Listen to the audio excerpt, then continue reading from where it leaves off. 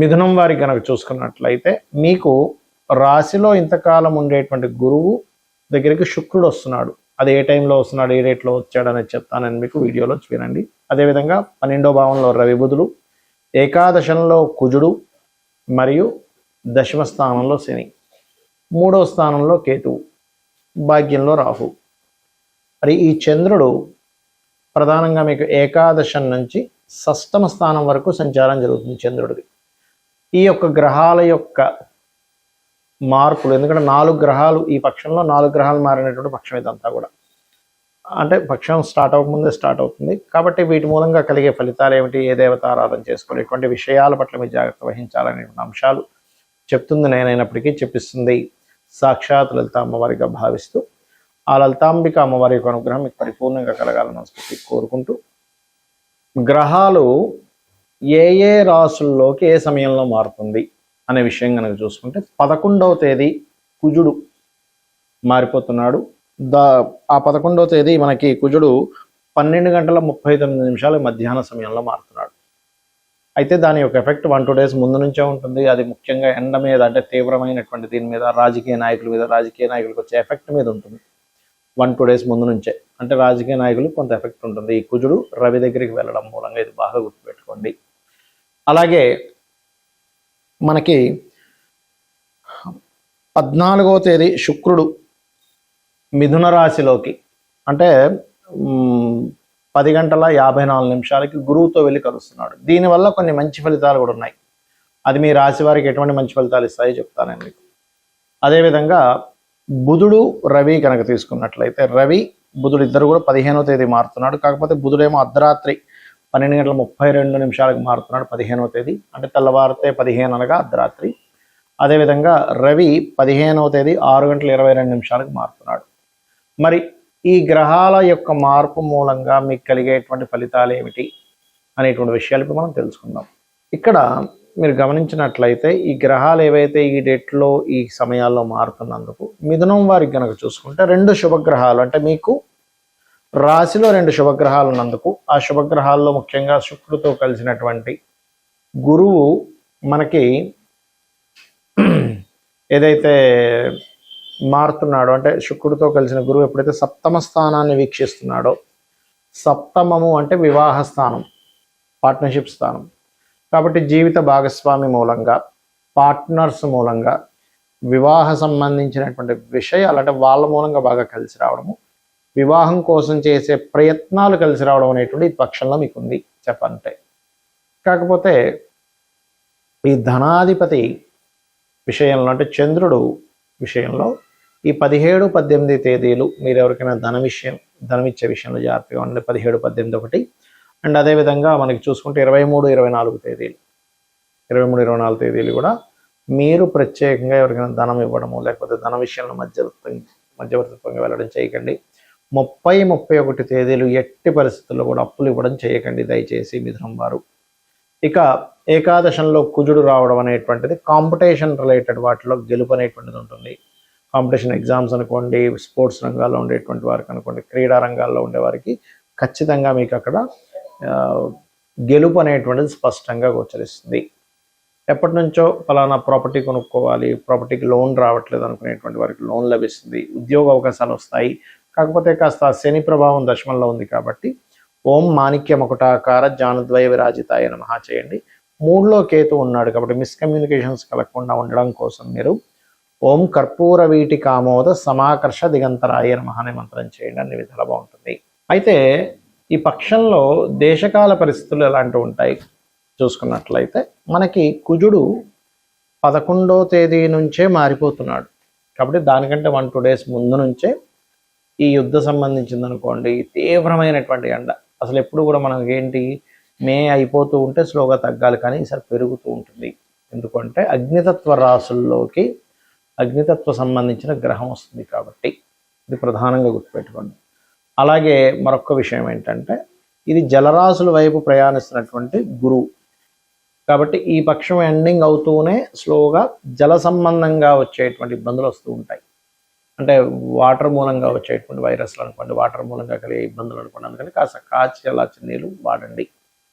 మరి ఈ యొక్క రవి బుధులు ఇద్దరూ కూడా ఎప్పుడైతే వృషభ రాశిలోకి వస్తున్నాడో మరి దేశకాల పరిస్థితుల్లో ఎటువంటి సంఘటనలు ఉంటాయి అనేటువంటిది కనుక చూసుకున్నట్లయితే ఇక్కడ కొంచెం గోల్డ్ రేట్లో పెరగడానికి, గోల్డ్ రేట్ అనేటువంటిది హై అవ్వడానికి ఎక్కువ ఛాన్సెస్ ఉంటాయి.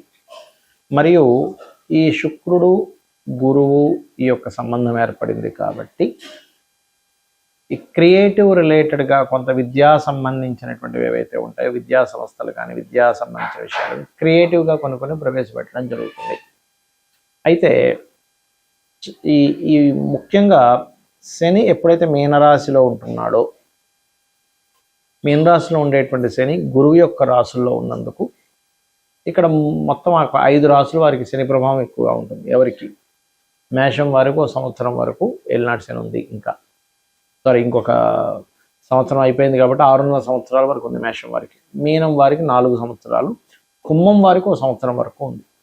కాబట్టి కుంభం వారికి ఎప్పుడైతే సంవత్సరం వరకు ఉందో, ఇదేంటంటే ఈ శని యొక్క ప్రభావం తగ్గడానికి, అది అష్టమ శని సింహం వారికి అష్టమ శని, ధనస్సు వారికి అర్ధాష్టమ శని ఉంది. కాబట్టి మీరు శని బాధ ఉంది అనేటువంటి దీంట్లోకి వెళ్ళిపోకుండా సింపుల్గా కొన్ని టెక్నిక్స్ చెప్తాను, అవి చేయండి.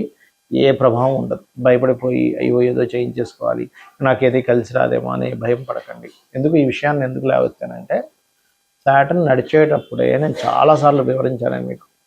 రాజకీయ నాయకులు అయ్యారు, చాలా గొప్ప వాళ్ళు అయ్యారనే విషయాన్ని. అదేవిధంగా కేవలం ఏలినాటి శని, అర్ధాష్టమ శని, అష్టమ శని కాకుండా మనకి కాలసర్ప దోషాలు ఇవే కాకుండా మన జన్మజాతకం అనేది ఉంటుందో కూడా చెప్పాను. అయితే మీకు ఏలినాటి శనికి సంబంధించిన, అర్ధాష్టమ శని, అష్టమ శనికి సంబంధించిన రెమెడీ మిగతా విషయాలు చెప్తాను. ఇక్కడ కొన్ని విషయాలు మీరు పాటించండి. నెగ్లిజెన్సీ చేయకండి. ఎవరితోనైనా మాట్లాడేటప్పుడు ఎక్కువ జోక్స్ వేస్తే అది ఒక్కొక్కసారి రాంగ్ దీంట్లోకి వెళ్తుంది, గుర్తుపెట్టుకోండి. అలాగే మరొక్క విషయం ఏమిటి అని చెప్పి చూసుకున్నట్లయితే, ఇక్కడ ఏ పని పోస్ట్పోన్ చేయకండి, బద్దకించకండి. మధ్యాహ్నం పూట నిద్రపోకండి. శనివారాలు కూడా ఒంటికి శుభ్రంగా నీట్గా ఒరిజినల్ నువ్వులు నేను రాసుకొని ఒక 10-20 నిమిషాలు ఉండి తర్వాత స్నానం చేయండి.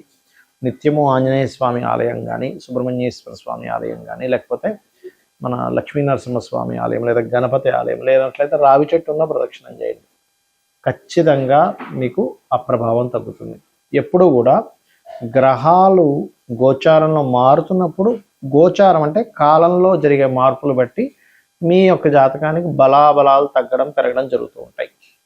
కానీ మీ పర్సనల్ చార్ట్ అనేది ఒకటి ఉంటుంది. లగ్నం నుంచి 12 భావాలు. లగ్నం అంటే మీ యొక్క పర్సనాలిటీ, మీరు ఎందుకు ఎదగలేకపోతున్నారు, మీరు ఎందుకు ఇంత టాలెంటెడ్గా ఉన్నారని చెప్పేది. ధనస్థానం, ధనాన్ని ఇచ్చేటువంటి భావం ఎలా ఉంది, ధనభావము, పంచమ భావము, లాభభావము, భాగ్యభావాన్ని చూసి ధనం మీకు ఏ మార్గంలో వస్తుందో తెలుస్తుంది. అదేవిధంగా అన్నదమ్ములతోని లేకపోతే దాయాదులతో ఎందుకు శత్రుత్వాలు ఉన్నాయి, ఎందుకు మిస్కమ్యూనికేషన్ అవుతుంది అనేది 3వ భావము. 4వ భావం ఏదైతే ఉందో పర్టికులర్గా మీకు విద్యా సంబంధించిన, ప్రాపర్టీ సంబంధించిన, ఎప్పుడు కొనాలి, ఏ డైరెక్షన్ కొంటే మంచిది అనేటువంటి చెప్తుంది. సంతానం పంచమ భావము. 6వ భావం ఏదైతే ఉందో 6th హౌస్ అంటారు. ఆ 6th హౌస్ ఏదైతే ఉందో మీకు పర్టికులర్గా ఇచ్చేటువంటి రిజల్ట్, ఇది రోగస్థానంగా చెప్తూ ఉంటారు, పూర్వజన్మ కర్మస్థానంగా చెప్తూ ఉంటారు. కాబట్టి 6వ భావంలో ఏవైతే గ్రహాలు ఉంటాయో ఆ గ్రహాలకు సంబంధించిన దానం ఎక్కువగా చేస్తూ ఉండండి మీరు. అప్పుడు ఏమవుతుందంటే మీకు ఇబ్బంది అనేటువంటిది రాదు. ఇది బాగా గుర్తుపెట్టుకోండి. అలాగే 7వ భావాన్ని బట్టి మీకు వచ్చే పార్ట్నర్, మీకు వచ్చే జీవిత భాగస్వామి ఎలా ఉంటారు అనేటువంటిది. అష్టమాన్ని బట్టి మీ లైఫ్లో జరిగేటువంటి సంఘటనలు, ఆకస్మిక సంఘటనలు చెప్తుంది. భాగ్య భావాన్ని బట్టి మీ ఉన్నత విద్యలు, తండ్రి యొక్క స్థితి. దశమ భావాన్ని బట్టి మీ కెరియర్ గ్రోత్ ఎలా ఉంటుంది, ఎందుకు గ్రో అవ్వలేదు.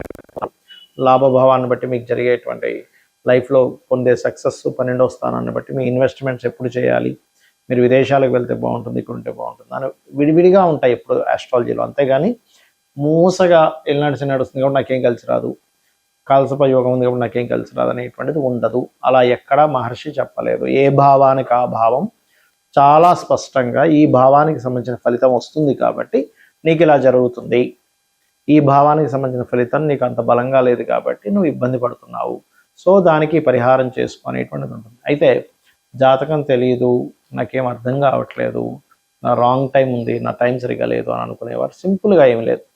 రోజు నిత్యము ఉదయం నిద్ర లేచిన వెంటనే సూర్యుడికి అర్ఘ్యం వదలండి, లలితా పారాయణం చేయండి, నిత్యము ఏదైనా ఒక ఆలయానికి వెళ్ళడం చేయండి, ధర్మబద్ధమైనటువంటి జీవితాన్ని గడపండి, గోశాలకు వెళ్ళి గోసేవ చేయండి. చాలు.